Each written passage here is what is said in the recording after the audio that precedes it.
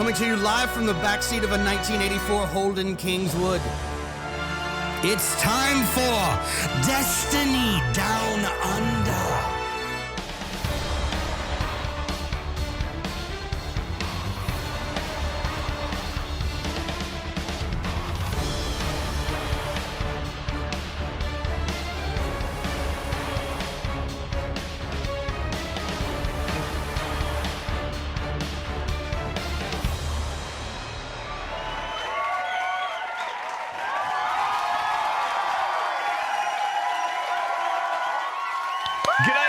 To the 189th episode of the Day Drinkers Down Under podcast. I'm Lord Powerslave, as always, and I am joined by fellow drunkard Mylan Games, whose idea it was to suggest alcohol despite it being 10 a.m. for him.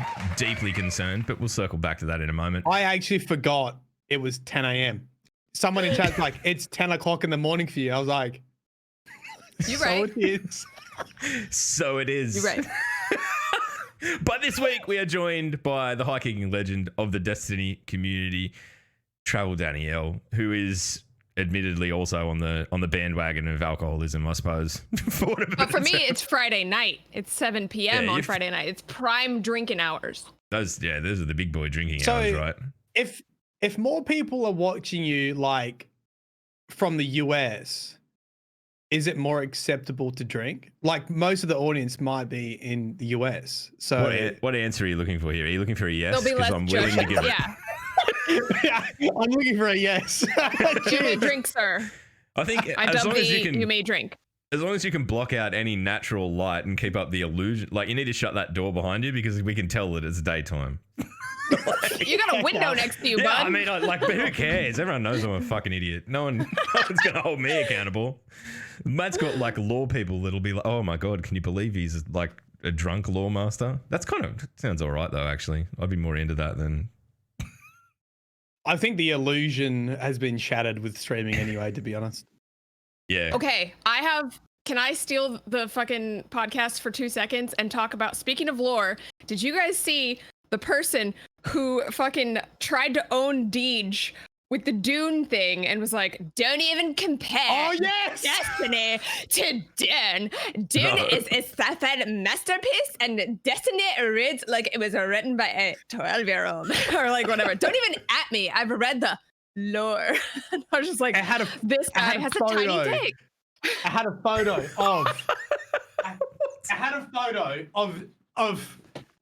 of them next to Dune. Dune? Did you say June or Dune? Dune. We say June, Matt. We're Australian. You know that. Okay. We say you guys put a J in there just for the fuck of it? Yeah, June. It's a silent J. It's like yogging. Yogging. Anyway, very right. non-silent J. You pronounced only the J at that point.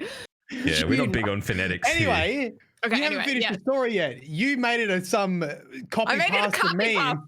And it was just like they were spamming it in Mr. Travel's stream yesterday, and I was just like, I'm so proud. It was like my child had grown and evolved, and people were substituting different things, and I was just like, I often think about that in terms of like memes. Like, I don't reckon anyone knows how good a meme is until it's like out there living its own life, right? And do you think like the person who made up the Pepe meme is sitting there going like, I've lost control of this monster that's now everywhere? Or whoever was the first person to do the fucking smug DiCaprio meme over the last sort of 3 months. It's just sitting there going like, they don't get any money for it. They're a fucking genius, but still, like, it must be a hollow feeling.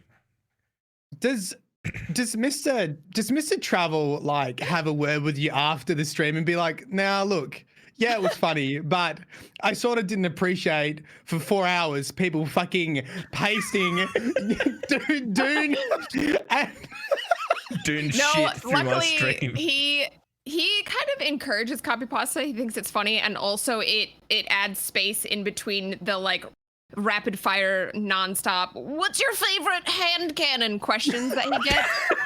So he likes copy pasta because it spaces it out. So he's like, go for it. I was actually the one when we first started dating that I was like, your chat sometimes can be a little dickish because they'll pull copy pasta from something dumb that somebody says in chat and just ridicule them nonstop. So I was like, let's all be a little bit friendlier.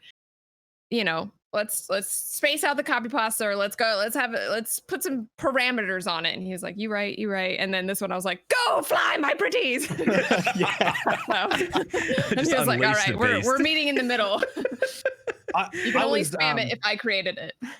I was listening to Felicia's D&D game last night on I Speak Giant, and someone was saying in there, I don't remember the word. There's a name for someone on a ship, and they either help captain it or they start a mutiny. And they're like, that's what a mod is. The mod either steers the ship or they fucking burn it down. Yeah. Or they run it aground and then set it on fire, laughing. Yeah, bosun. Yeah, that was Chook in just about everything we've ever done, Matt. That is just Chook. Right. There you go. I think that's like in the gamer achievements of life. Starting a copy pasta is absolutely that's there. You've got I don't know. I reckon it'd be worth 100 points. Yeah, 100 game points. I get like a little pin and a badge. It's like Boy Scouts. Like memery. I think the best thing about that was. It took all the power away from that person trying to troll and like burn Destiny down, and then all of a sudden it just like memed it, and they're like, "Oh, I've lost control." Really, what it was like holding up a mirror. Like, look in the mirror. You're dumb. You see how dumb you are? And he was like, "Fuck, I'm dumb. You're right." So it's whenever anyone has a whinge and you just repeat exactly what they say back to them in the voice. It is that. Yeah. I don't want to go to the shops. That's it. Instantly they realize that they're shit. Anyway. I sound like an idiot. Yeah. I've got a concern that we're going to take quite a while to get to Destiny, to be honest. That's we're right. not even through the opening. How was your week? We haven't even got to how was your week yet? Yeah, I know. And we're like my week was filled with memes and shaming idiots. So that was kind of all. That's a great week. That sounds like I aspire to that week every week. That's great. Yeah. So, and that was Destiny adjacent, you know. Yeah, it's kind of. I mean, I don't think anyone. We've circled this. Been circling the drain a while on this point that if anyone comes here to be actually informed on Destiny shit, like. You're doing it wrong. Yeah. That's because I can tell you that there's two people, one that I'm 100% sure of that aren't informed on Destiny shit on this podcast, and they're on it every week, and that's me and Matt. So, occasionally we get people who actually know shit on. So there we go. I'll have you know, I played Destiny this week. Mm. Wow. And I got the Travelers Chosen, and I was very bitter about having to play. But I did it. Did you do it? Did you play on stream? Yeah, that was that stream. I was really grumpy. All right. Okay. I'm really grumpy. Because that's the thing. We all need a break. We all need a vacation. Think... They should just like mandatory turn the Destiny 2 servers offline for 2 weeks. Nobody can play it, and then we'll all come back like, give it back, and we'll all be grateful for it again. I'm actually feeling pretty refreshed. I think when Beyond Light comes out, I'm gonna be excited to play it again. Yeah. But I wasn't for a moment. Oh, I haven't played it. I haven't gotten Travelers Chosen. I didn't get any of the Solstice armor. I meant to, and then when I sat down on my computer, I was like, other things. So I'm still in the pause vacation. Yeah. It's I think that like now more than any other time in the history of Destiny is the acceptable time to go. Okay, I've had Jack of it for a bit. I just like we're in a season that's going to go for 5 months for fuck's sake. Like to begin with. Yeah, it makes you think like, are we conditioned to like getting a release around this time, or is it just that's how much content's made, and then it's just like it's perfectly timed because you're like I see why there's a release that should be right now because everyone's just getting to the I'm gonna walk away for a bit. Dude, it's the cyclical nature of the Destiny community. It's like you can nearly pinpoint to within a 2-week period when people will start arguing about skill-based matchmaking again. It's like starting drama like or so-and-so did this. Look, I'll assess the fucking the moons are aligning. Cool. It's time for fucking matchmaking based arguments again in the Destiny community. Beautiful. I mean, I was going to talk to you about something, Log, because I ripped your stream, right, and I dumped it into audio. I mean Adobe, and I saw you do a flick within one frame. So I wanted to out you. As a fucking cheater. Oh my God. Yeah, We that's got him. so. Yeah, you got me. we got it. Yeah, you got me. You got me. That's it. Like, I don't know. I had a really good night in trials the other night, and I'm like, there was a couple of shotgun shots that I pulled out where I was like over the top of people, like at 1,000,000 miles an hour, and I'm like, that would have felt really ordinary from their perspective. Maybe it's time that I turn on public comments on my fucking Steam profile, like what Sassy has, to just so I know how many people think that I'm fucking cheating. But I don't know. It's a blight on the game at the moment, and it's hard to get away from it. And I think a lot of people are shitty about it, but it's not helping. So look, we've got lots of good shit to talk about instead, right? Right. Let's do it. Let's do the first things first, but more importantly than any Destiny shit that we need to talk about is the fact that Danielle's here for the first time, and we need to get to know Danielle a bit. Like, we know Danielle a little bit, but for those playing along at home, they might not. So, in your own words, mate, how do you sum yourself up? How do you? What's a barbecue? This is what I always say to people. What's your barbecue conversation? You know, when you go to barbecues and you have to talk to someone that doesn't know anything about Twitch or YouTube, you're like, oh, what do you do for a living? You're like, oh, fuck this question. I think I usually go with like my last career because it's much easier to like get their mind around. And so it's still kind of like, I'm like, oh, I'm in content creation, YouTube and live streaming. But before that, I was a video producer. I worked in advertising. I made commercials for McDonald's.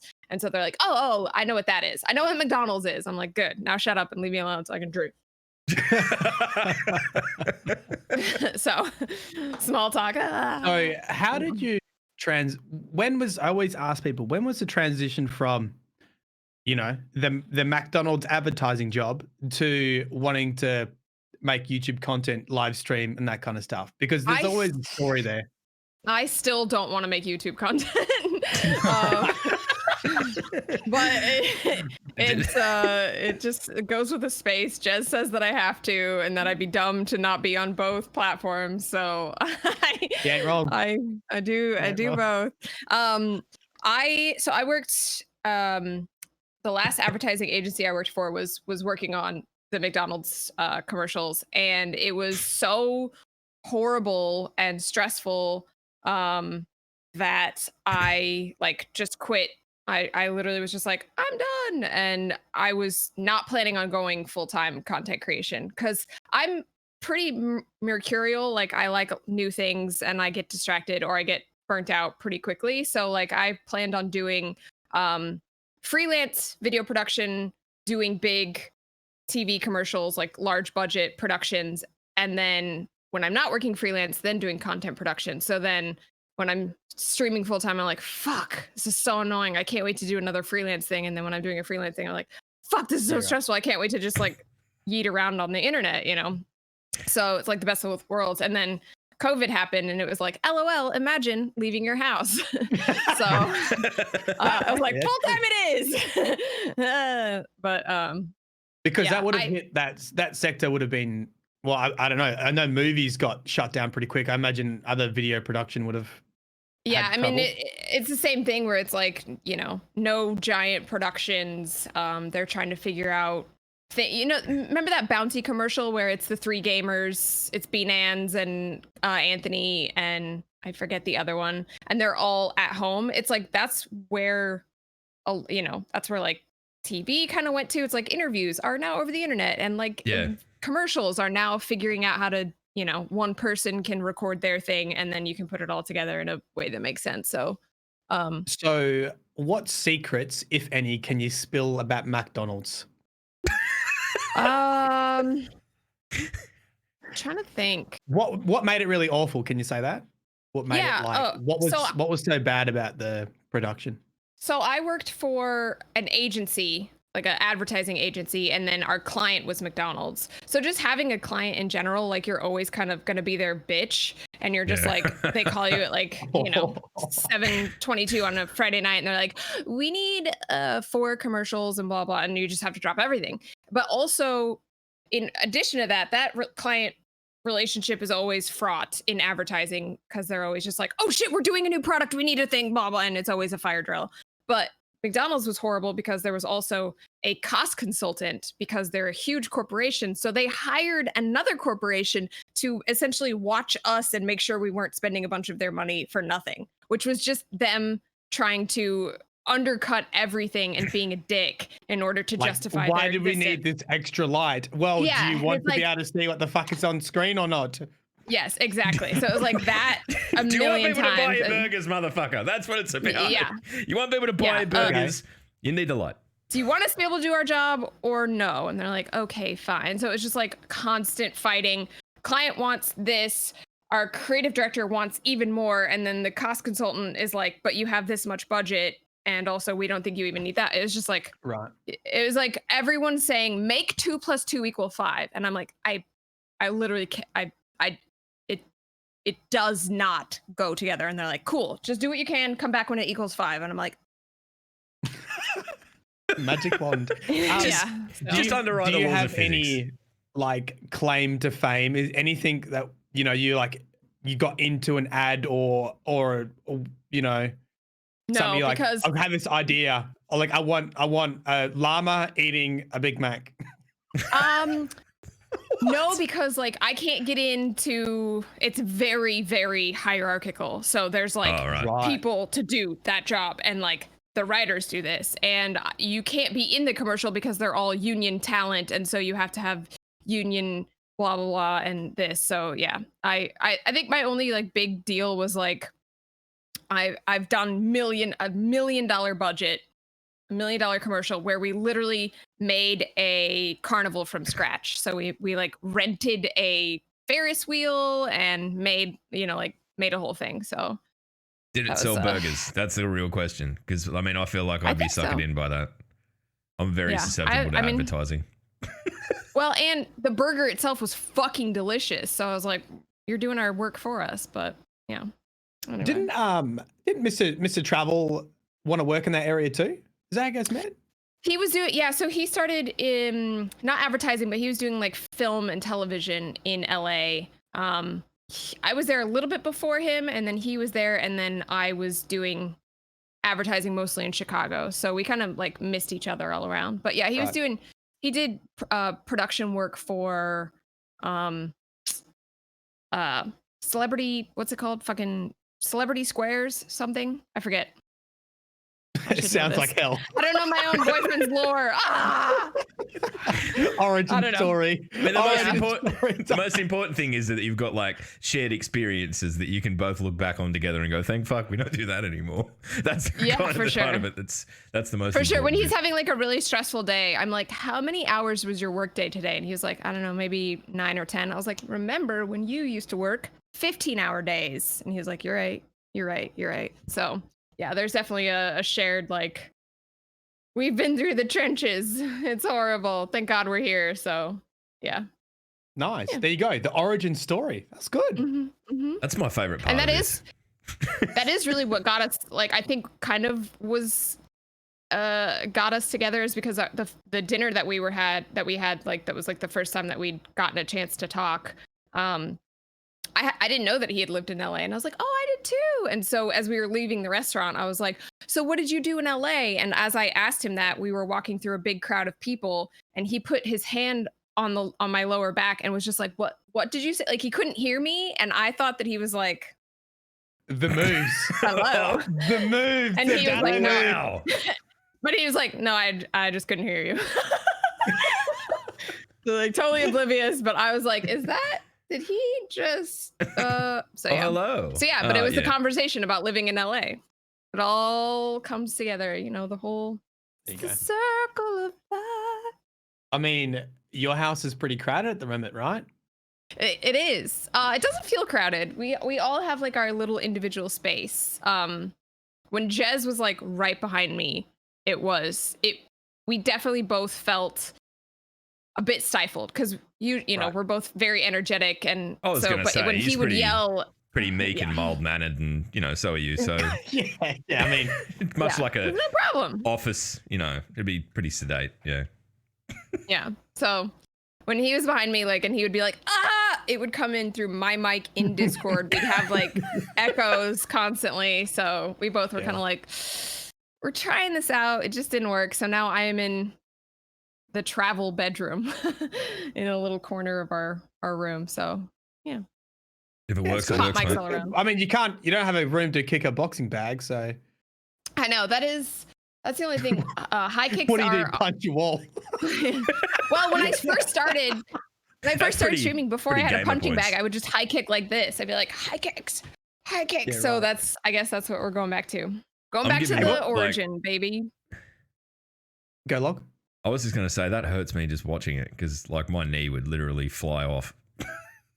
Just like it'd just be like there'd be this tube of just skin and then my fucking knee would be like just, wacky wavy inflatable arm fling tube man, but a tube legs. Man, just fucking yeah.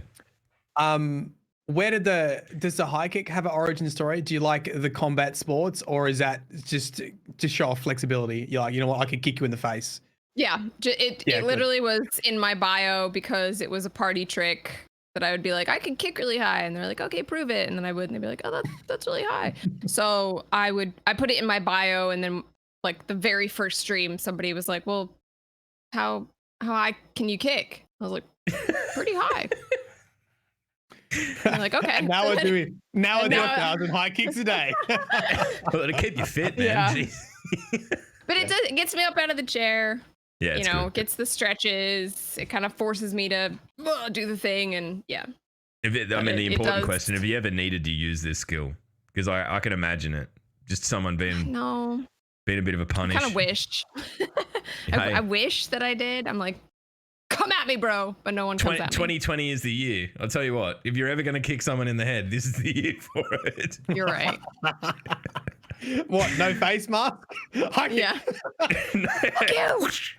Take it seriously. Yeah. Did you see the clip on YouTube on Twitter of the goose? Like, yeah, there's a woman with it around her neck. Just, yeah. Man, a goose game. Fuck geese. I nearly said fuck gooses. That's how good I'm doing. Anyway, gooses. Fuck gooses. All right. Well, what we might do, we might dive into what was a relatively juicy TWAB this week. We can get in and talk about a bit of that. But I think it's pretty appropriate right now to say thanks for coming on to begin with, because that's unreal. So look, we've seen a shitload of the new subclass stuff now. The Hunter one came out earlier in the week. Who cares? Unless you. No, that made me laugh. I thought you were gonna froth over it, and I was like, okay, we get it, Hunters. I'm not. I did the Titan one, but no. Wait, are you both Titans? Well, I know Log's Titan. Are you a Titan too? I'm all three. I'm literally equally all three. I think my Titan currently. Pick a side. Are you Titan or not? No. Man, Danielle's side is Cerberus, and then a class. Yes, yeah, right? Yeah.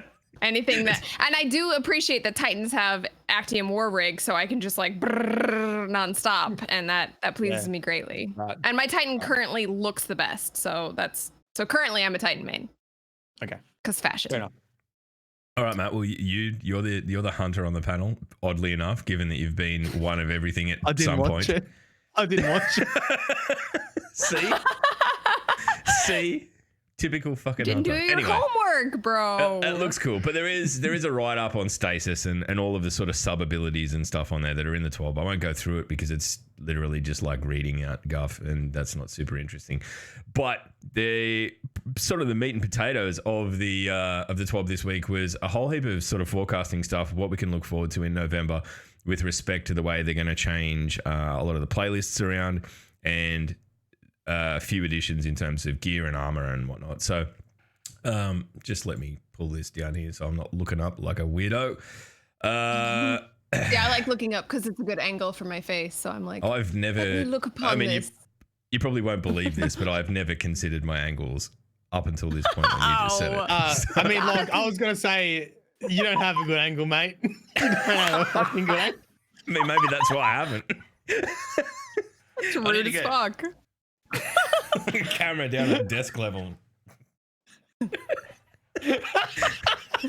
I mean, it's not flattering, but it's got to be worth at least 100 gamer points. People will come in and this man is my spirit animal.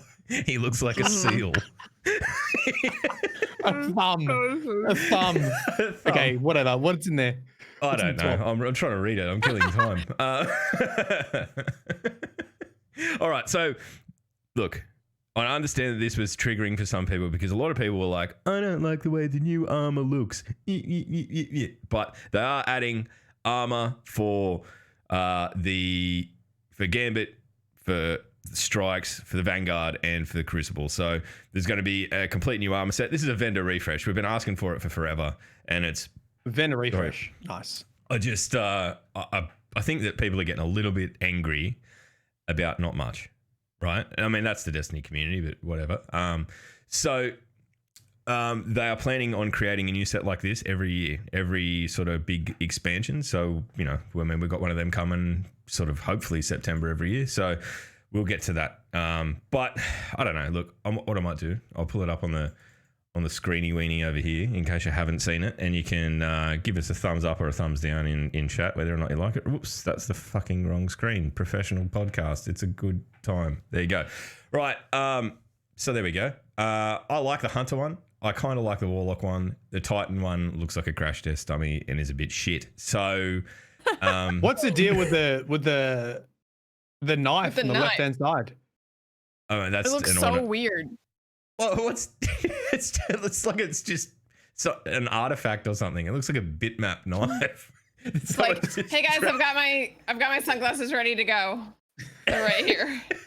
Like on the Hunter, it looks great because it's built into the thing. Over here, it just looks like, I mean, they're on all of them. I didn't even see the one on the Warlock, so that's cool. I don't know why this one's so shiny. They need to tone it down with the shininess. I think that's what ruins it. If he looked down aggressively, he would cut his own throat. You mean if he had a seal perspective webcam, he would? Yeah. There you go. Yeah, I don't know. So what? Dangerous. The red's obviously Crucible, left hand side's Vanguard, and right hand side is. Yeah, that's the big takeaway out of that is that Red Hunter is almost certainly the new Crucible shader, and that looks rad because it's red and black, and that's basically my deal. So hopefully the Titan looks less shit in a different color, but I think the important thing to remember is that we're going to be getting transmog. You know, that's a thing, and it's happening. And, you know, like, you're not going to be forced to, these aren't going to be the only bits you can get. You can make whatever look like whatever. And it's important. You know, you might just like the arms, and you can just use the arms, right? I feel like we need to kind of, I don't know, like the more variety we can get in terms of what were people sets, saying? They just weren't very impressed with it, because I see that. Yeah. I'm not impressed with the Titan. There were so many that were like comparing Destiny, where they were like, look at Destiny 1 armor and then this. Yeah, there's a big philosophical design difference, I think, in that. The other thing that I've seen a lot of, this is just us basically talking about the community bitching at this point, which is great. The other thing that everyone fucking bitched about was this old sniper rifle that's basically the Beloved wearing a Mr. Burns mustache. It's just the gun, and it's got your nan's doily wrapped around to try and appear inconspicuous. Either that or it's inclement weather. It's just a bit chilly. It's got cold crystals. I don't know what this gun is, right? And I don't think anyone particularly knows what this gun is. And I am fine with guns being reskinned, provided that they have some link to the original, right? Like if it's, okay, look, everyone loves the Beloved. Here's Papa Beloved. And there's a bit of lore that goes with how it became Beloved's dad. Obviously, this is a horrible example, but I'm going to write it out. I think that's important. But the other thing that is part of it is they're starting to do, and I like this idea because it adds a bit of depth to the customization of your guns. For every playlist, there is a different skin that you can go and acquire.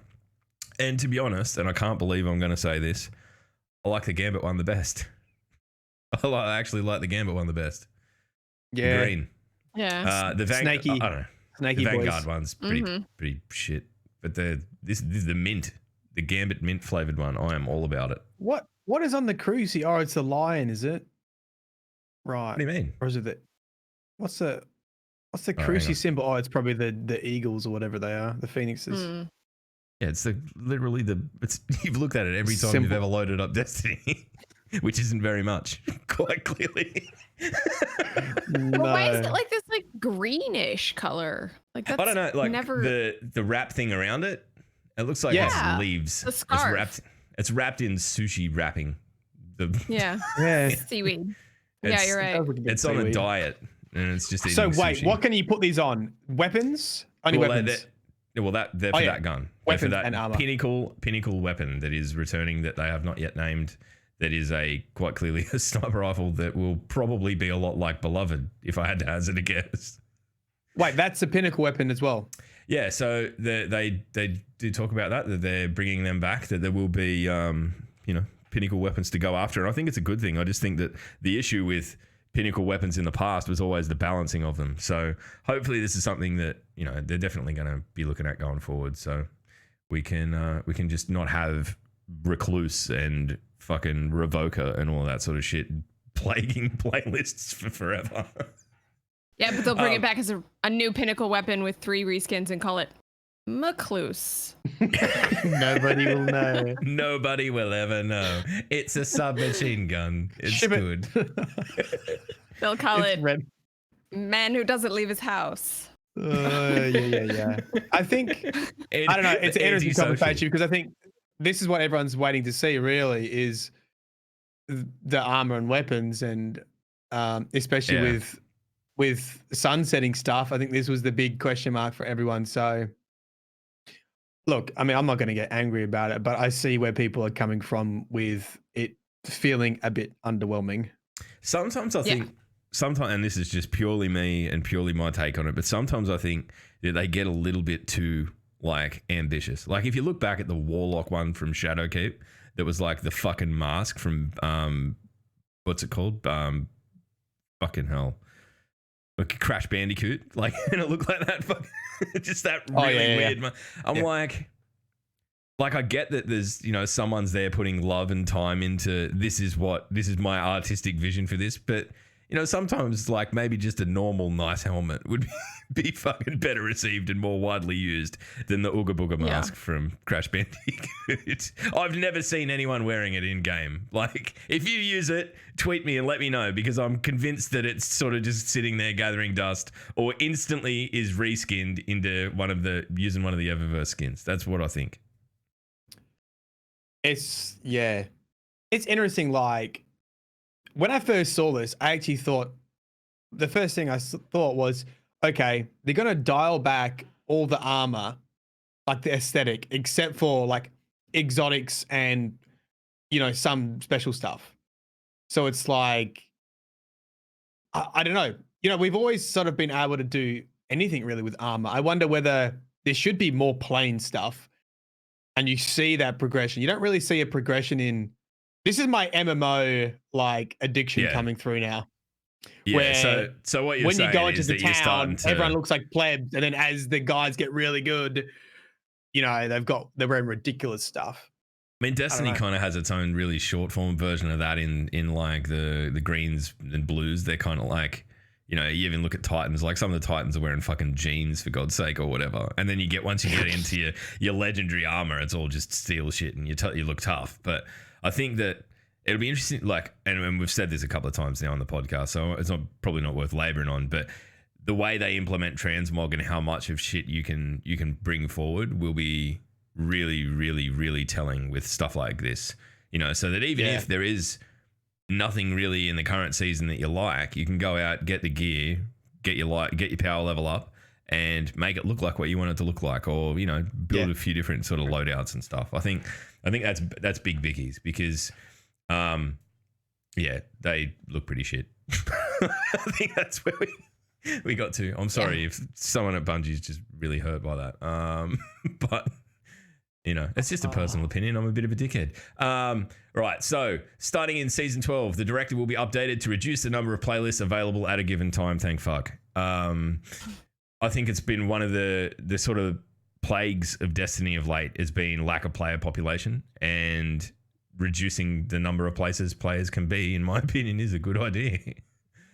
So the featured modes will be Control, Elimination, Rumble, Survival, and Survival Freelance will still exist. The weekly rotator will be Clash, Mayhem, and Showdown. There'll be private matches, of course. and Iron Banner will be a limited availability. Now, the thing that they're adding to Iron Banner, which I think is a good thing, it doesn't really affect me all that much, but is the freelance Iron Banner. So you can go in solo queue and not feel like you're getting rickrolled by 6 stacks every 15 seconds. Now, as someone who's a large exponent of rickrolling people as part of a 6 stack, I'm going to urge you to just play with one other friend, just for my benefit.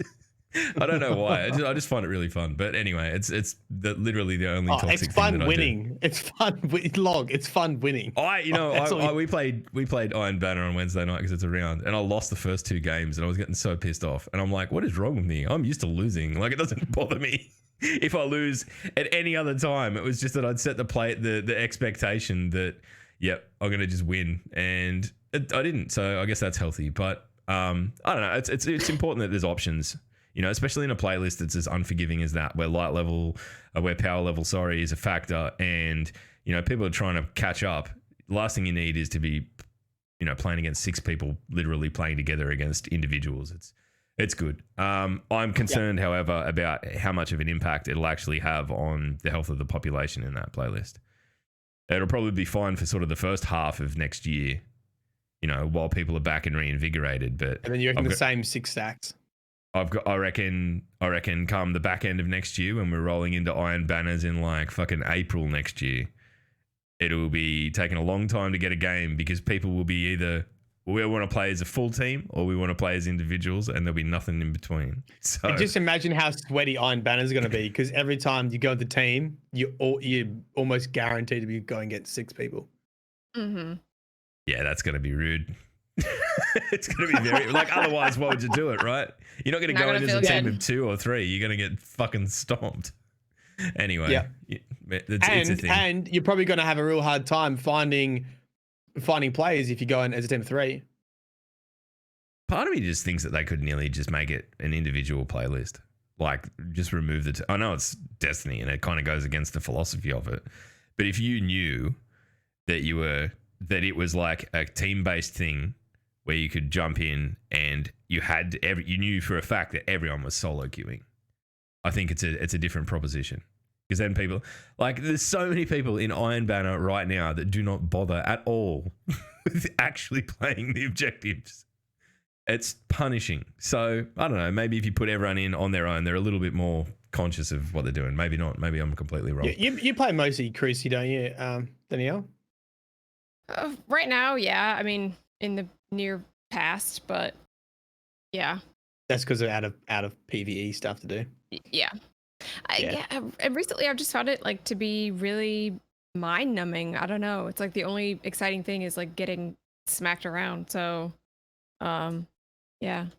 But yeah, somebody in chat had a good point when it's if you're a 5 stack and you go and you can't go in the freelance, and then you're trying to find that extra single person and they're all going to freelance, so you're just cool, can't wait to play 5v6 and get fucked. So yeah. There's definitely friend groups of 7 people that are god damn it, and also friend groups of only 5 people oh god damn it. Yeah, but that's it. People got to get out there and make better friends, right? I'm always the 4th person for trials. It's okay. I'll just go and play Control by myself. Oh, mate, at least you're on the list. I'm not even on the fucking list. It's because you don't play Destiny, you fucking dipshit. When's that gonna happen? Oh, I want to play Trials. What? You'd catch it. Go into the group chat, the Savo, after we finish this podcast, and say, I want to play Trials, and watch how surprised everyone is. And everyone says no. Yeah, everyone's like, no, I'm busy. Fuck Pass. you. Pass. No, but I agree though. I've been saying this quite a lot lately, and I mean, I think it's also because of the time period we're in now, where it's quite late, and we get a new release and it's something to do. But Destiny community always surprises me. I don't see where, if you're just grinding stuff out and it's not the beginning of the season, I don't see where the entertainment comes from. I feel like you just got to work so hard to do high kicks and do marble races and do other stuff to keep people actively engaged. It's just Destiny's in the background while you talk to people. Yeah. It's just at that point it's just chatting, but you have Destiny on. Yeah. That is accurate. It's like the only way I can sit and play Destiny. I don't play Destiny off stream whatsoever in any shape, way, and form, and I haven't for months and months and months, right? And the only way I have fun now is getting in and playing with mates and just banter shit. Yeah. Like, that's it. So it's not really, that's why I can sit there and just play Control all night, because I'm just mindlessly shooting the mans, right? And talking shit. Yeah. So I think that's where we're at. Like, and if you're not in for that. I guess also doing like people doing challenges and stuff. I think, the solo dungeons and that kind of stuff, I think is decent to run. But when people ask me to do Destiny, I'm like, dude, do you want to just watch me do bounties? Yeah. No shit. Yeah, there are like a couple guns that I got Sturm or Drang, I forget which one. I got it on PS4 when Destiny 2 first came out, and then when I restarted again on PC as soon as PC came out, I like never went back and got it. So it's still one of the like only exotics that I don't have. So I was like, all right, I guess I'll just work on that. Like I have to artificially give myself goals in Destiny in order to be able to do anything for it. Yeah. I think like now is a great time for completionists. Like not only that, you've got you get hand. It's a delivery. Which streamer was that? That was Mr. Travel. Guys, looking after next Dado features on DDU. I can get it. No, God. Mr. Travel. No, his hand was enough. It's fine. I'll make an appearance. All right. I sent him a message on Discord and was like, bring me wine. We never spoke about that. I'm gonna try that with Rach. You want to talk about my canned wine? I'm going to try that with Rach right now. And because she's out washing the car, I'm going to be like, can you bring me a beer? So we knew. Just say hi. Oh, it's a Mr. Travel. Hello. Hey. Classic. You're cute. I like you. Will you bring me an oatmeal raisin cookie too? Are you not in the middle of a podcast right now? I'm in the middle of a podcast. I'll be like the Brad Pitt of podcasts because when I was on DCP, for some reason, Jez and Amy went and got ice cream, and Amy just was like, do you want ice cream? And she hand delivers me this giant thing of like ice cream and cookie dough. And I was just like, and then I started eating spaghetti. I was like, all right. We work you a bit harder than that here because with 3 people, you can't get away with just sitting in the corner eating ice cream, right? Yeah. I'm like, what was that? Sorry. But we knew you were going to fit in because you're drinking wine out of a can. Yeah. But it's like fancy. I'm like, it's funny that I'm in advertising, or I was in advertising, because I'm very influenced by marketing. Like I saw this on like fucking Instagram stories or some shit, and it was like, no, low sugar Bev in a can, and I don't know. No. It's really quite good. You got influenced by Instagram to buy canned wine. I did. Well, Amy's like a fitness YouTuber, and she doesn't eat a lot of sugar, so a lot of her stuff is like very low sugar. So I was like, we can get wasted together if I provide low sugar options. So you've got Amy in one corner and you're sitting drinking canned wine and ice cream. Well, the canned wine has low sugar, so I got it for us. That's fun. Right. Points for effort. But yeah, I'm in one corner eating the ice cream, and she's in the other corner eating like keto cookies. Right. Got ya. What were we talking about, Log? Well, I don't know. I accidentally scrolled halfway through the 12 ball. We were talking about canned wine. So I can't quite remember where we're up to. No, we were up to Trials of Osiris. It says, note, adept weapons rewarded for those reaching the lighthouse return to Trials of Osiris in Season 12. More details on functionality to come in a sandbox preview. Currently planned for October. So we're getting adept weapons back, which...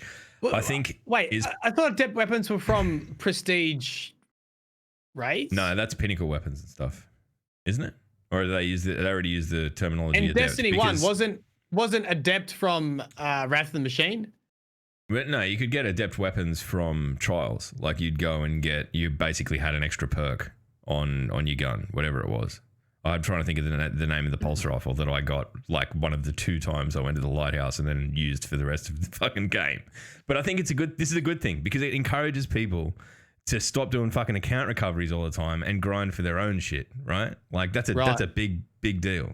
Right. Provided Yeah, I'm thinking of whatever enough. they brought back with Age of Triumph. Remember when they brought back all those weapons and some of them became exotics and that kind of stuff? I think they were called Adept as well. Yeah, Can't okay. recall. Yeah. Adept was exotics in Age of Triumph. Yeah, someone remembers. Oh. Tell you what, Get you've got a wrecked. good Nice. you got a good memory for a man that's drinking know why? alcohol at 10 a.m.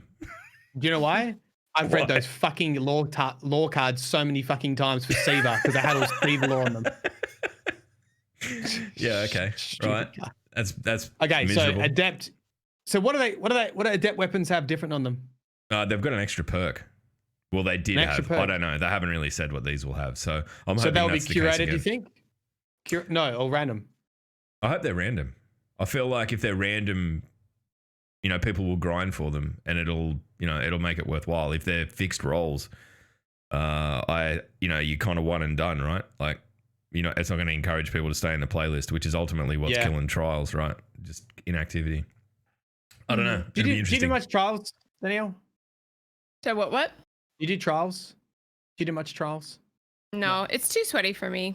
I just like to like yeet around and giggle, and like too much competition makes me perform really, really poorly. So yeah. Is there anything that would get you into it, or do you think it's not going to be a playlist for you ever? Maybe if there's like a ton of people and it's just like, let's try it out. But yeah, right now, I mean, I had to have the only time I've gone to the Lighthouse in the history of D1 and D2 was with Mikowski and Ceridius. And they like literally dragged me there, and I was just like, "Yay! This backpack is so comfy." But I never played in D1 because I didn't have friends, and I was like, "That's not for me." Whatever. Yeah. Like, so. I think it's always going to keyboard. have that perception too. as well. Like, I don't think no matter what they do with trials, it's ever going to break that kind of like, that's where all the sweats are fucking mindset, which is totally fair. Like, I mean, I go in there and like all I play is PvP and I'm okay. And I go in there and I'm abruptly reminded that I'm not okay. Right? Yeah. Like it's rough. Especially at the moment. All right, so we'll move on. We'll go through this. So strikes, Vanguard Strikes and Nightfall, the ordeal will be your two options playlists. So they're reducing the number of strikes, which is good. Each playlist will continue to offer weekly challenges for powerful loot. Very good. Nightfall, the ordeal will continue to feature matchmaking at lower difficulties and increased rewards for higher difficulties. So I think that's one of the most refreshing things they've done with strikes. I actually done a Grandmaster one, done one, yes. So I am a gamer now. Wow. Nick and Deadman Give us a look dragged at me your through chair. it. Yeah, it's Get still a the chair same. upgrade. It's got a flannel on it. As it does. I don't know how long this has been sitting there for. That's gross. Moving on from me leaving fucking shirts lying around. Gambit. Look, there's a lot about Gambit in here. There's a lot of intricacies, and it's Gambit, so we're not going to labor on it. But the important thing to take away about Gambit is that Gambit is being consolidated into one extra Gambit Prime double perfected Gambit playlist. perfected. Do you reckon? Perfected's got a real Seavery kind of feel to it. Siva confirmed. Seaver confirmed. Yeah, triangles. Gambit perfected. Seaver. Yeah, I can see it happening. Black modes instead of white ones. Little cool. There's a lot in there about sort of how they went about approaching the balance of it, which is, it's cool and it's interesting, but I'm not going to read it out here because it's like. So more than wait, a do you sentence get the long. cliff notes, or you haven't got the cliff? Is it just basically what? What's the perfected mode of Gambit? It's still one round. They're going One to round. reduce the number of invaders and remove the perk Dharma sets from Gambit Prime. What is it? They've changed the way the blockers work a little bit, and they've stopped the moat drain being as aggressive. So Right. So a bunch of changes, but the main one is probably none of the Gambit sets, right? yeah, they're gone. Yeah. So I don't know. I mean, I've only ever used them once anyway, so it's not something that I'll miss. But It's hard, man. They're on paper, it's such a good idea to have like a set bonus, but it just didn't. Why didn't it work? Because people didn't like the mode. Like, I like the idea of set bonuses.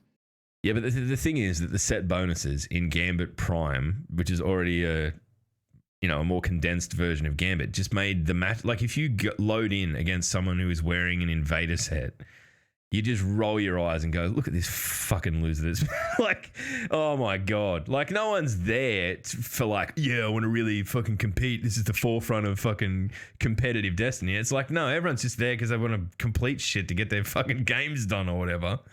Like, and then here's old fucking tryhard pants with his fucking red armor on, just wanting to shove his fist up everyone's ass.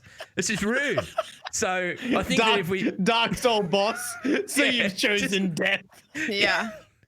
And they're invading every 10 seconds. You're like, just fuck off. I can't get anything done. So I think it was probably the worst possible example for them to bring in like stat sets in that respect. Like, they should have done something with PvE first, right? Like where if you wear this whole set, you get a benefit in strikes where you can't fucking hurt other people, right?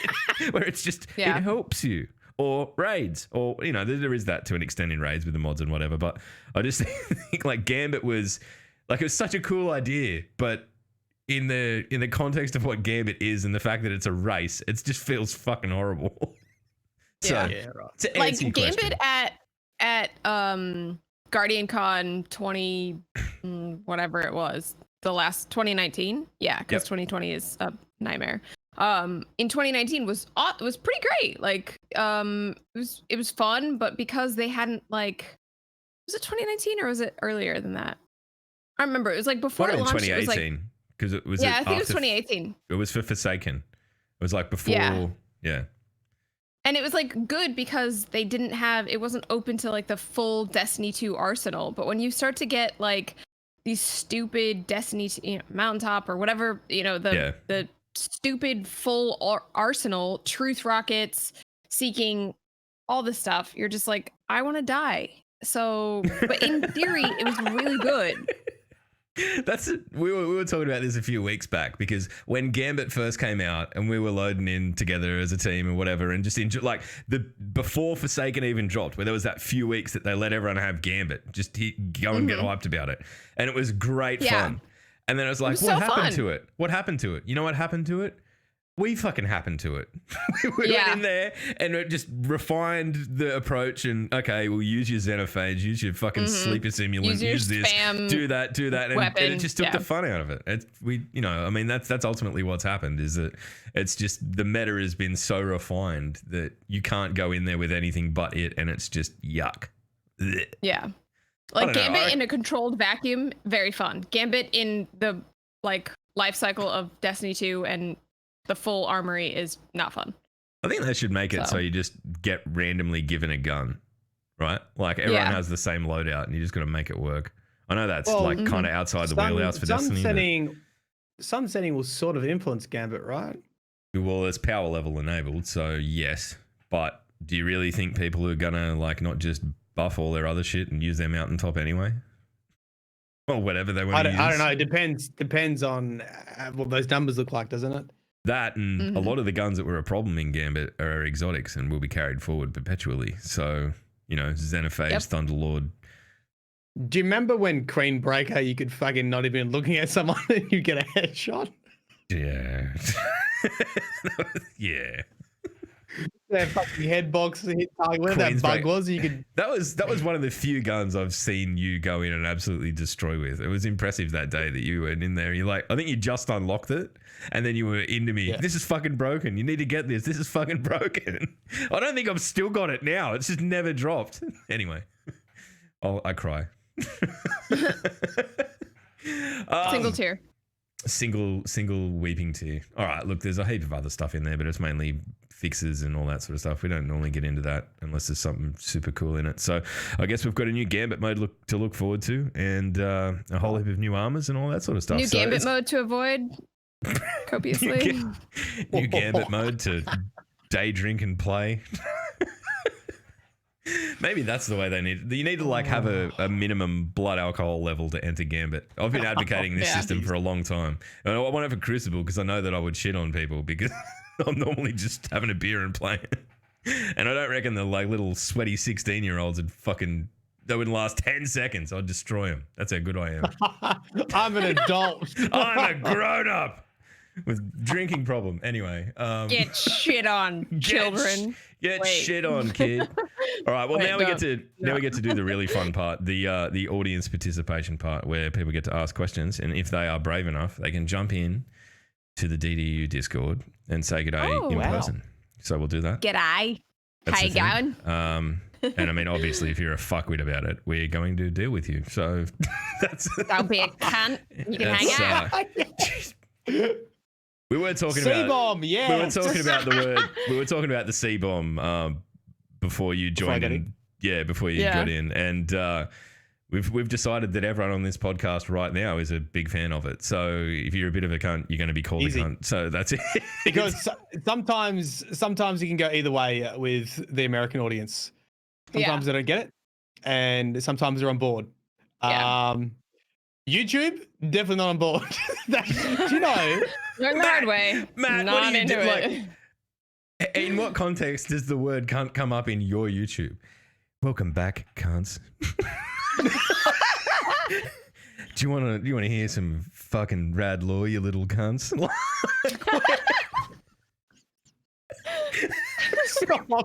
Stop. No. Tell you something about the drifter. He's a cunt. Yeah. Drifter? Huge cunt. Do you reckon I could slip it in there just towards the end and no one would notice? Yeah. Yes. No, but I want you to Anyway, try. we're about to deal with these darkness cunts and we'll see what's happening in Beyond Light.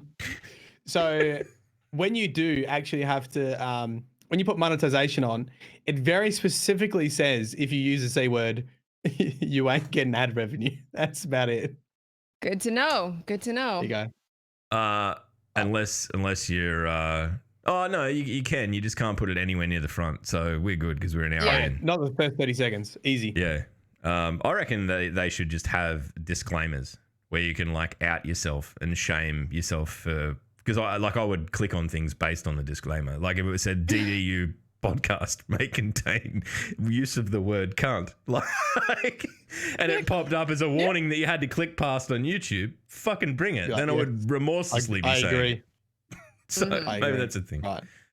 All right. So if you've got any questions, fire away in chat. If you're brave enough, you can jump into the Discord link that I just pulled up. Shaman's here. Was Deranged? Can you remember last week if it was Deranged that was actually calling in from work while he was?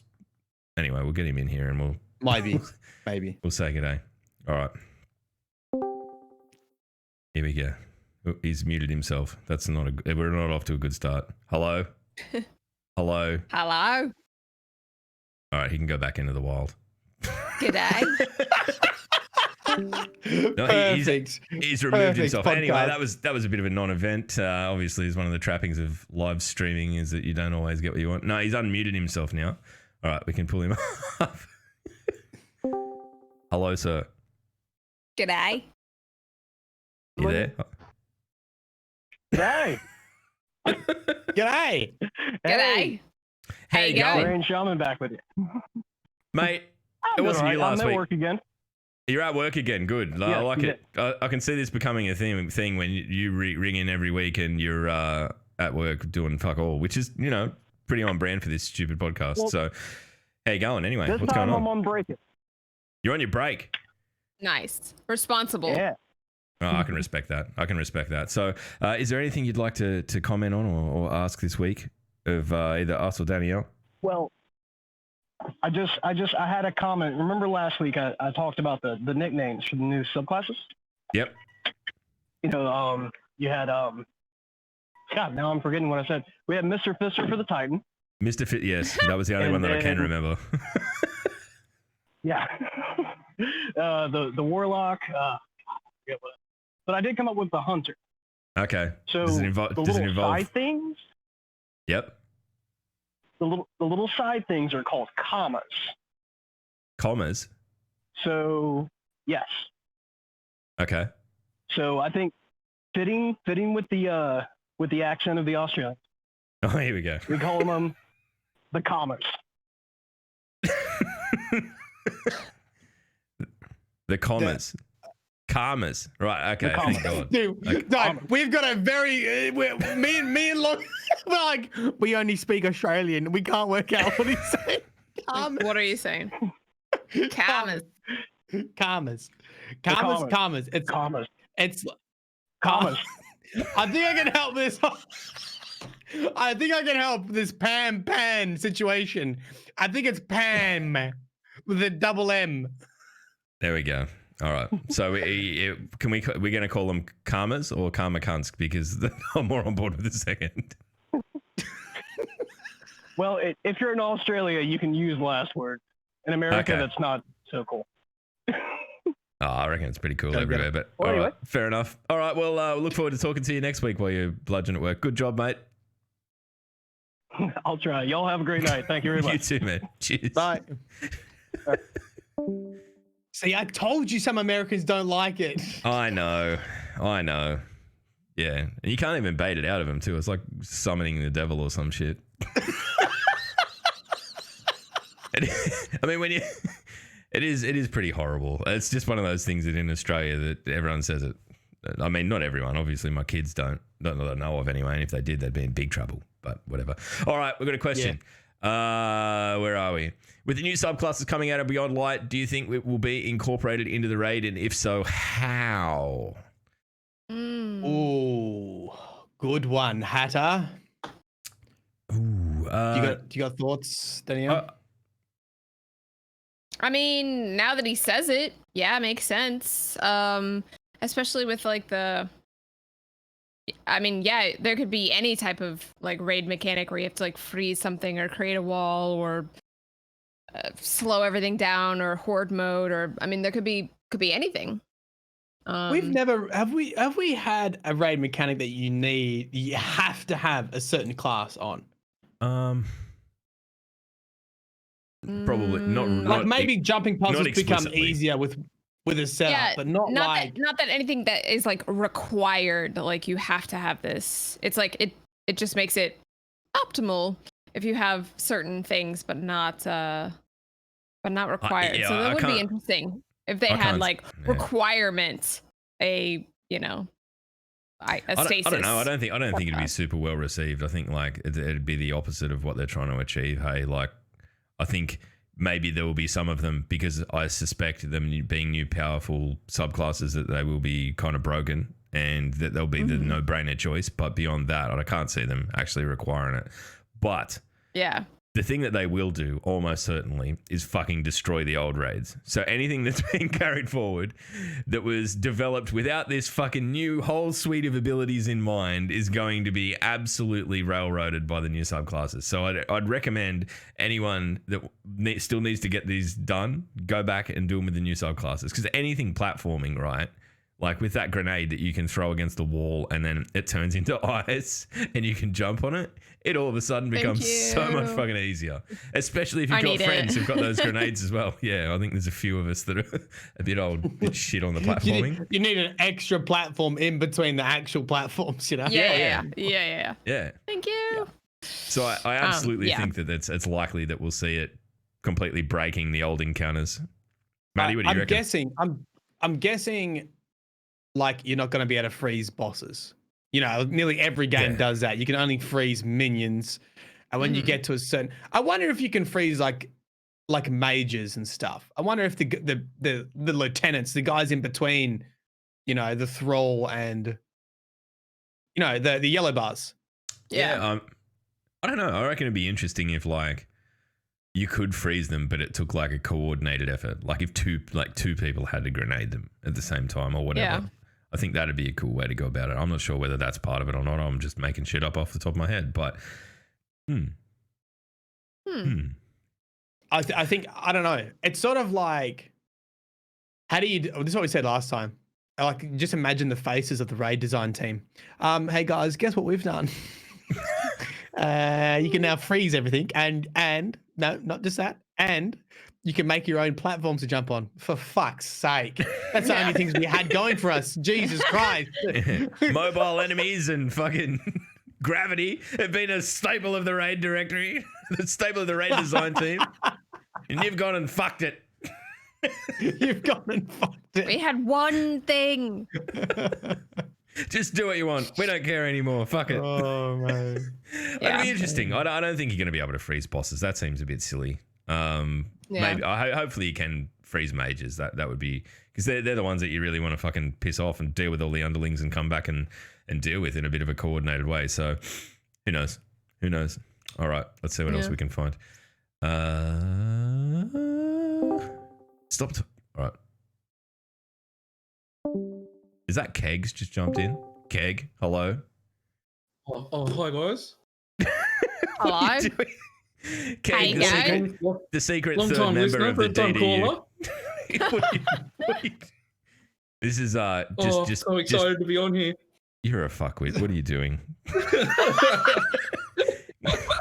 For those of you who aren't in on why this is funny, Keg, shut up for a minute. You can Keg does all of our art and all that sort of stuff. He's the only reason this looks even remotely professional. So that's who Keg is. That, and we literally went all the way through school together. So if you ever need dirt on me, Keg. he's your guy. Good on ya. Keggy, what's your fucking question? What do you do? My question is, now that we know the planets are disappearing, what do I do with all my planetary materials? Well, you Shove personally, them in your bum. Thousands of them. shelf them. Put them in the bum? Shelf them. Yes. Yeah, in your bum. Hang on, what planets are they removing? So Io, I don't know. I mean, they're all kind of sharp. I mean, you're gonna need to be really on your game, mate. I'm worried about you. I'm calling the cops. I'm sending them around now. Okay, just very worried. Be safe. Safety first. Mm-hmm. Be safe. Okay. Yeah. Get him out. No, I mean, everyone good. Yeah, good, mate. Good. Just doing a podcast and all that sort of shit. Yeah. I'm going to leave now. So yeah, you've made it awkward. Good on you. Yep. Cool. Bye. Vlog, why did you think this would be a good idea to do? I hear you have a great idea. Patreon though. Yeah, we do have a great Patreon. There's this shameless plug. Go and check that out. It'll get you a heap of cool stuff, including a monthly podcast that Keg's on, that he doesn't have to rudely invite himself into. He's actually just on it. He's me, him, and Maddie talking shit. So, all right, look, I'm gonna go one step further, Keg, and I'm just gonna outright banish you from this call. All right, okay? All right. Thanks for your time, guys. Really appreciate it. Fuck off. Fuck off, you can. I can't believe that he's snookered us like that. That was how he made his debut. I've been trying to get him on this fucking podcast for like 170 of its 189 episodes, and he chooses then to come in and just be a dipshit.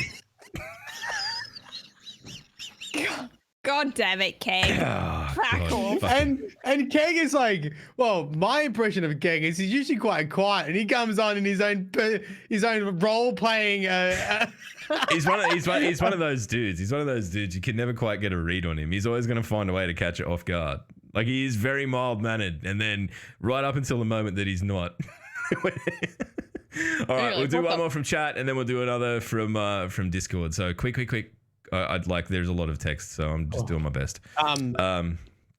Just letting you know, while we wait for questions, because I did play Destiny this week, and I did do golfer's clap.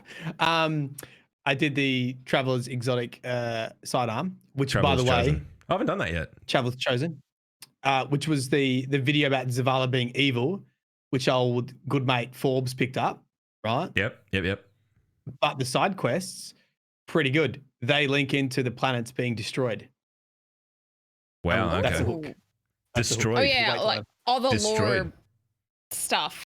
We didn't do lore. We didn't do your lore segment at all. You can talk about that if you want to do it quick. We just skipped I it just thought it was coming after. Did you not schedule some time for the lore?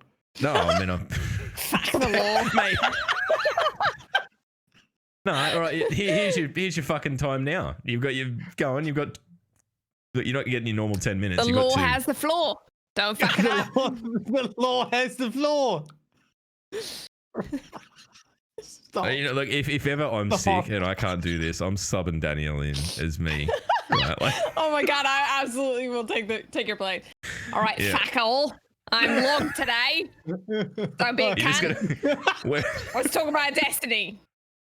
It's Mine amazing go. that I'm such a hypocrite. I can be such a cunt and tell people not to be a cunt at the same time. So whatever. Oh, fuck. Both of you, shut up! Right. The law, right? The law has the floor. Floor has the Okay. floor. You haven't done it. Danielle, have you done it? The traveler's chosen exotic. No. Oh, fuck. This is going to be an absolute drag. Okay, Has anyone anyway. in chat done it? Is Matt the only person in Destiny that's done it? Just Right, go. anyway. I watched a video from Mr. Travel about it, so I know some things. Okay. It Is your life scheduled around like making exotic videos? Yes. 1,000%. Like, One don't talk to me right Jillion. now. I genuinely, when I moved from Chicago to Seattle, I texted Deej and was like, hypothetically, if I was to take Mr. Travel out of commission from this date to this date, would it be okay? And he was like, that'd be okay. And I was like, okay, enough said. Nothing, no details, nothing else. But I just want to make sure that it's not going to be like, fuck, we have to get to our computers. Ah! And we're like driving mid Utah or whatever. So that's the deal. If anyone ever twigs onto the fact that you guys are on holidays, nothing interesting is going to happen in Destiny. So this is it. They need like a 2-week. They need a 2-week fucking break. They need a 2-week break where they just go, look, nothing interesting is happening for this 2 weeks. Go on holidays, everyone. There'll be no YouTube videos made, no streams. Speaking just of, we go are taking a outside. 2-week vacation from next week through the end of September. That's it. Very good. Everyone schedule your holidays all at the same time. All the content, everyone around. Mr. Travel Danielle. I've said too much. I have to kill all you right. now. The law has the floor. Listen. So you go to each of the planets that are going to be destroyed. You talk to all the vendors. They basically get you to do some sort of farming. You either do a mission, you do like an adventure and a mission, whatever, in each planet.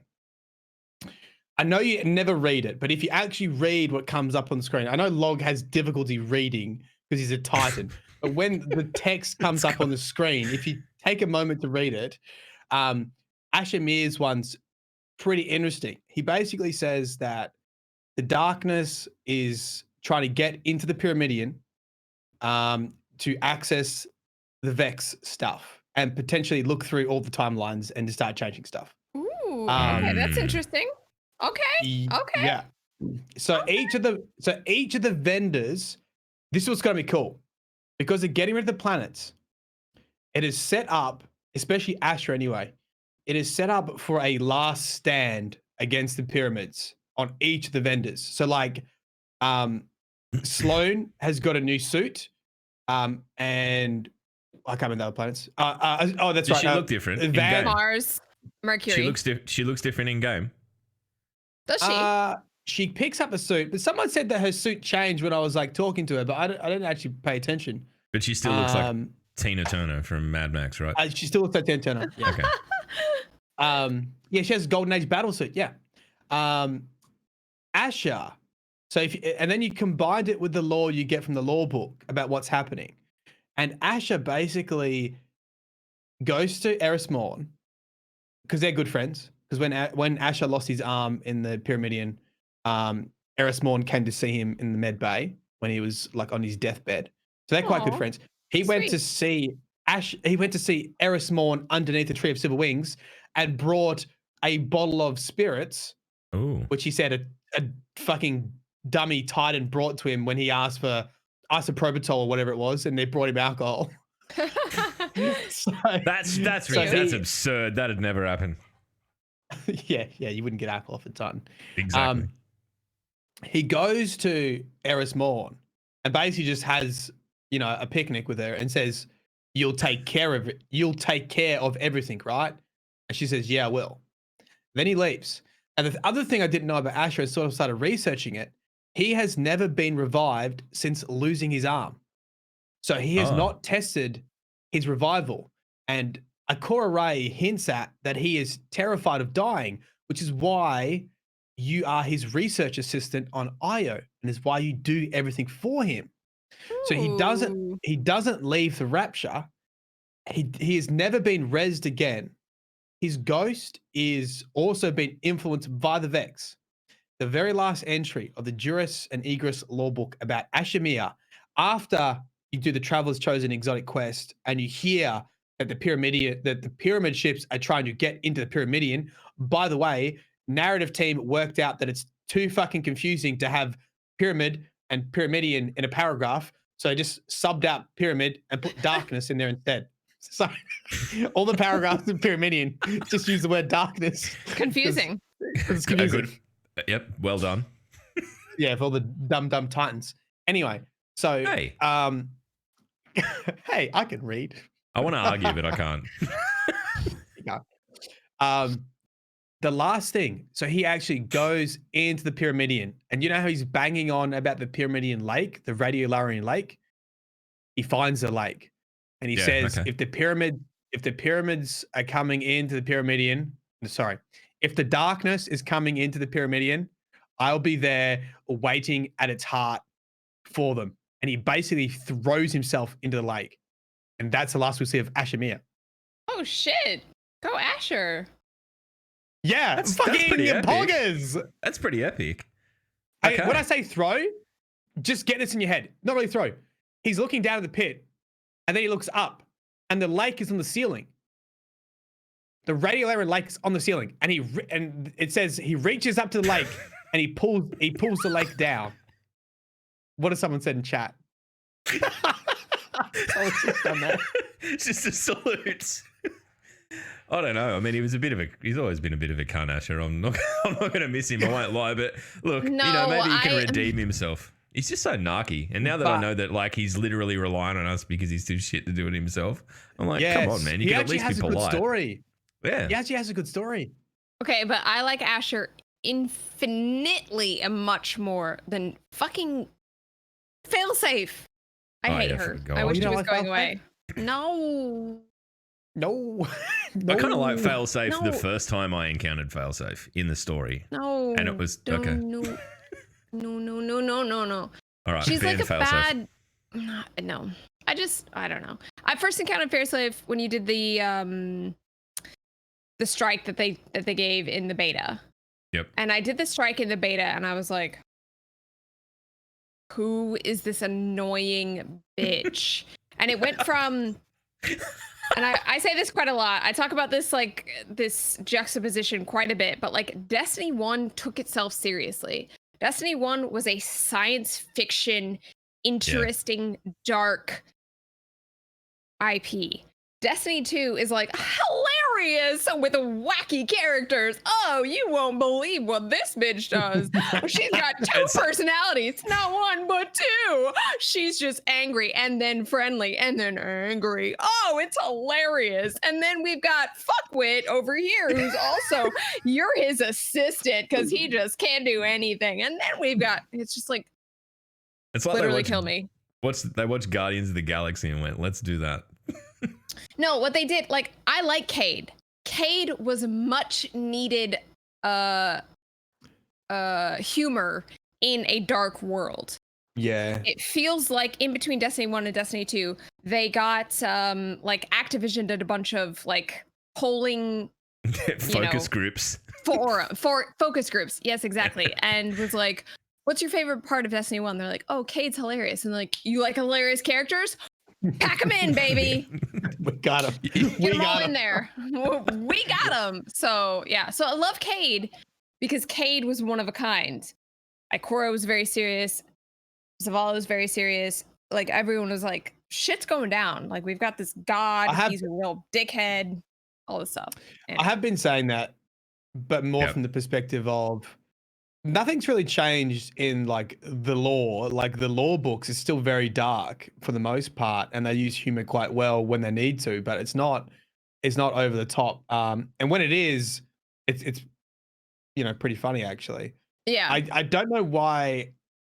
Well, I do suspect we know why. It's probably because the lore's written as an MA 15 plus, and the game plays as the T for teen. And Yeah. I just wish some of that darkness came over to It'd be the game. it'd be fucking scary, man. Even if they were to treat Destiny like they treated Halo back in the day, like some of the shit in that, like the Hive would be infinitely scarier. But, Yeah. Oh, mate, You know. the first time I saw the Gravemind in Halo, I was like, what the fuck? This is a worm god. This is how you do a fucking worm god. Like, that Yes. shit was terrifying. I had to walk through 7,000 asshole shaped doors to get here. This is the perfect I setup. know. I know. All right, let's get. That's good. It's good lore, Matt. I'm looking forward to Ashimir not being around and also being epic before he does. So, look, I think there is potential when the planets go that each vendor on those planets will get a death story. Ooh, that'd be hot. Like, So I know that's- that sounds dark, but I'd be into that. Because Yeah, I it mean- ups the ante. Yeah, it adds consequence, right? The other thing is everyone's going, oh, the planets can't be going away because they're just going in the vault, so they can't be destroyed. They must just not be able to be accessed. I'm like, dude, the fucking Vex just rewrite shit all the time. It's timey-wimey, wibbly wobbly shit. We can go and fucking blow up the planets and then come back and go, guess what? They come back. Yeah. Yeah. Because Vex. It ruins the stakes a little bit though when they do shit like that. Yeah, We did so what we you, said. you don't need them to do. You don't need to go that far. You could just say like the NPCs on that planet have a death, story. But Online. the planet still exists. You just don't access it because you don't have like a contact there. And then later on, a new contact comes up or a new whatever, a new, True. you go back Ashimir's or whatever. nephew, who's equally grumpy, Yeah. turns up. Whatever. Twilight. I think in the September in the end of the year releases, the September or now November releases, they've done some pretty, like Cade died. We had things like there's some pretty big stuff happen. So I don't think it would be unreasonable to actually see some more characters go, especially ones that are going to be vaulted. Yeah. I love to see a Yeah, cutscene. totally. Yeah, Yeah. oh, dude, I think they could double down on that. I think like Mhm. if they're It going wouldn't to even kill be much. You show Ashimir in the middle of a fucking lake going, oh shit. That's it. Yeah, I like, mean, 2 just give me seconds. something so that at the last minute I can go do a flip and he fucking off he goes into the radio area. That's all I want. I just want to be able to shit talk something. All right, we've got a little cobber waiting in the wings to talk to us. We'll pull him in now. Destroyer of Mylan Games toilet, Senshi. How are you, mate? Not too bad. Bit Not of a too sore bad. head Hi after last again. night. You had a big night, did you, mate? Oh yeah, just a quiet one.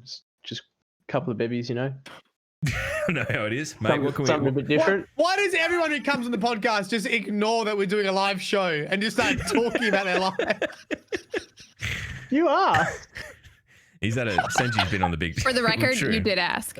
Yeah, all right. Okay, I'm so- never asking again. That's it. I'm not asking how anyone is ever again, ever. Right. What do you want to know, Senchi? How are you? What are you here for? Well, it's not Gambit, so I'll get that out of the way. Very good.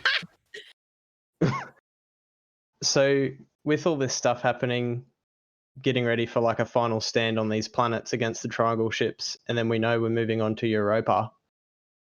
What I'm really keen to see is the development of one of the enemy races, maybe possibly becoming an ally with the Fallen.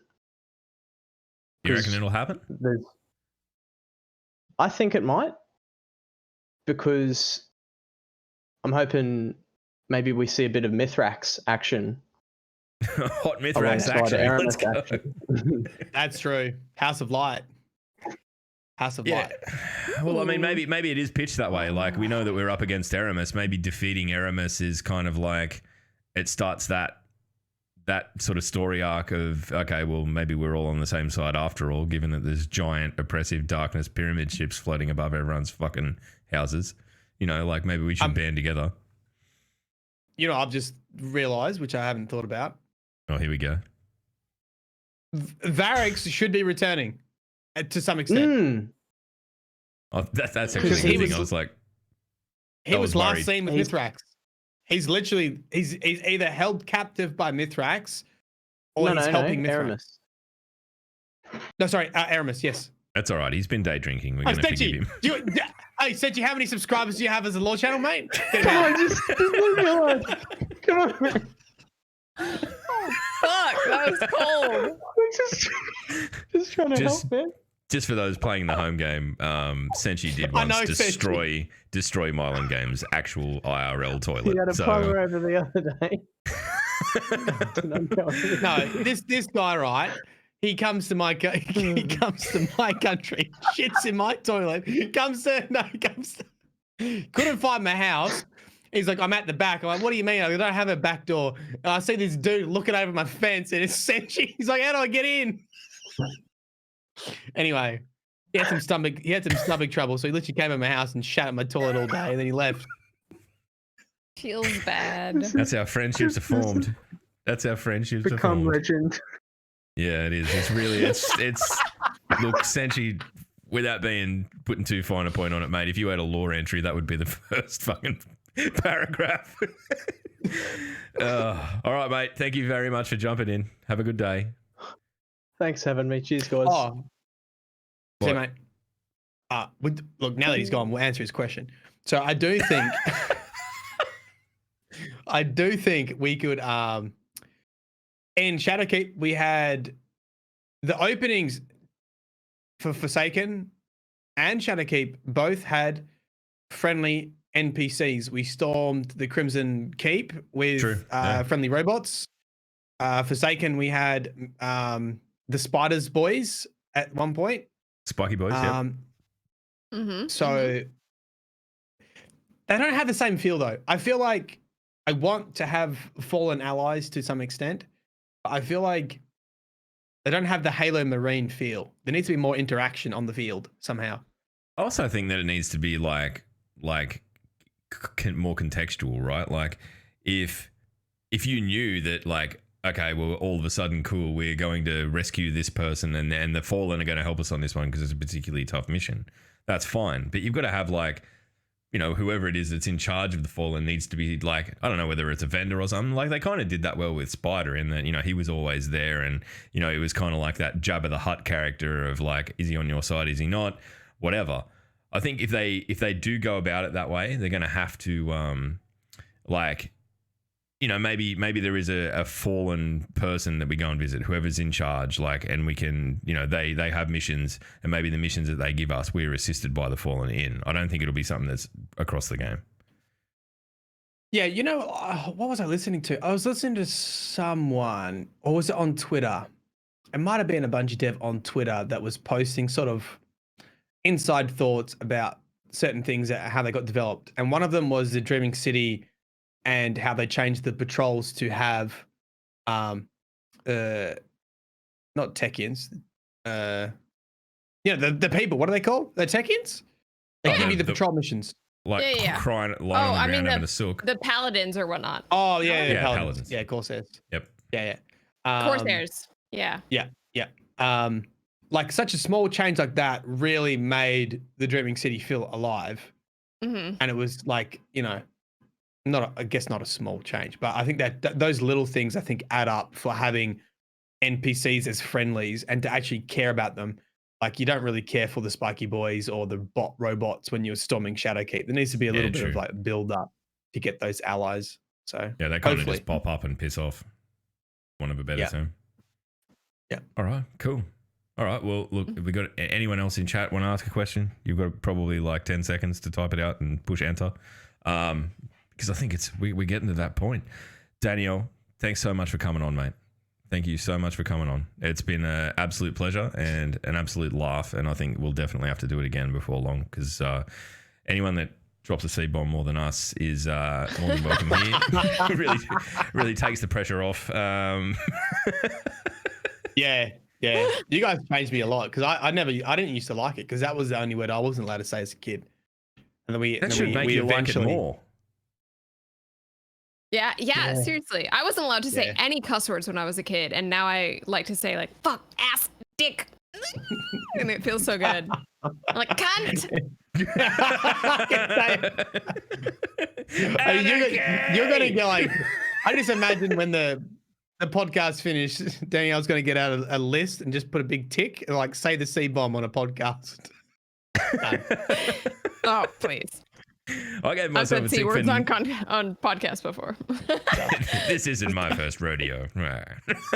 Got him. All right, cool. Well, we're going to find someone to raid and we'll get out of your hair and do all that stuff. But, Maddie, where will the law find people this week? All right, so imagine this. You look at the Pyramidian. You got there's a triangle entrance, geometric shapes, flowing numbers are just flying at you, and you're thinking really hard. As you go down, you're like, oh, there's a pit there. Ash is like, look up, look up, look up. In the center of the lake, Ashimir, he leans in. The law has found you. You are Bommy. Join me in the Radiolarian Lake. There you go. I'm not getting in a lake with Ashimir. No fucking way. Like if there's a character, if there is a character in this game, aside from that fucking what's the dead orbit dude's name that is a sex pest, it is Ashimir. I'm not getting in the fucking. I'm not going anywhere where I can't see where his fucking hands are. Okay, that's where we're at. Right? Jumped in the lake. See ya. Get in the lake, cunt. Get in the fucking lake, cunt. Bye.